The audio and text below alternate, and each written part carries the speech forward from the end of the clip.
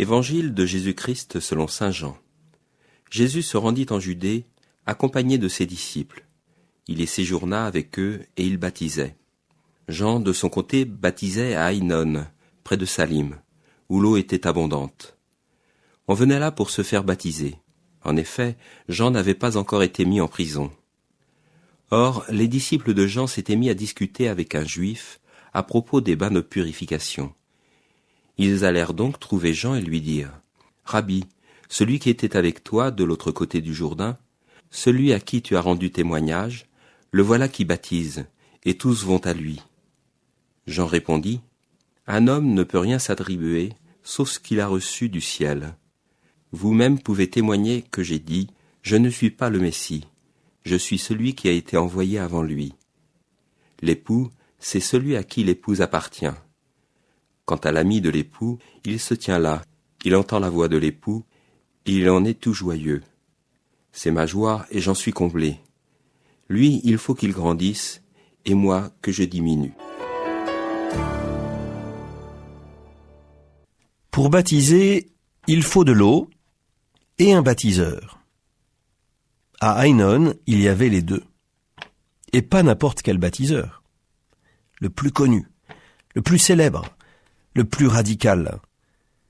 Celui qui suivra la voie de sa conscience jusqu'à risquer sa liberté et perdre sa vie pour dénoncer l'envie, l'ambition et la volonté de puissance d'Hérode Antipas et d'Hérodiade. Et voici qu'un autre baptiseur pénètre le même territoire.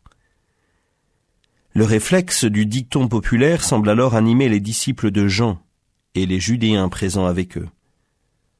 On ne met pas deux crocodiles dans un même marigot. Sauf que ni Jésus, ni Jean ne se comportent comme ces redoutables prédateurs auxquels nous ressemblons tous parfois.